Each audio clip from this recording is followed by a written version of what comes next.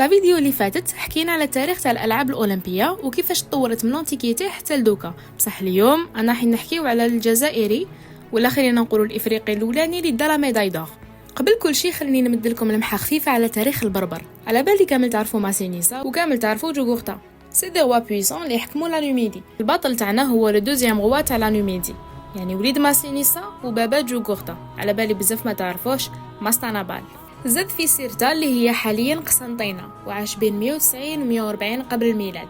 باباه ماسي كان مركز بزاف باش يعلم ولادو الإغريقية واللاتينية لأنها من أكثر الثقافات قوة وشيوعا هذاك الوقت، وهذا الشيء اللي خلاه مستنبع مشبع بالثقافة والأدب اليوناني. كان يعرف مليح القانون، وبعد ما مات باباه ماسينيسا تولى حكم نوميديا من جانب العدالة. وفوق هذا الشيء كامل كان محب للرياضة وشارك في لي جو بون أثينايك في آثان اللي هما حاليا لي جوز أولمبيك. اللي ما يعرفش التاريخ تاعهم ماني هدرت عليه في الفيديو اللي فاتت.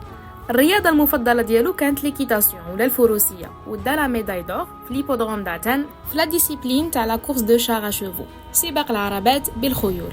يعني ملك نوميدي مثقف مشبع بالأدب الإغريقي، يفهم مليح في القانون والحقوق، وزيد سبورتيف داي لا ميداي دور. الله يبارك. لا لي زونسيتر تاعنا ما عندنا ما نقولوا فيهم.